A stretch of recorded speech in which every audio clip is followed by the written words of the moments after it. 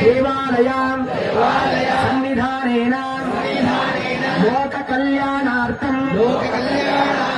రామశ్రేయోభివృద్ధి సకల భక్త జనానా ఇష్టార్థ కార్యసిద్ధి నిమిత్తేన శివలింగ ప్రతిష్టాపన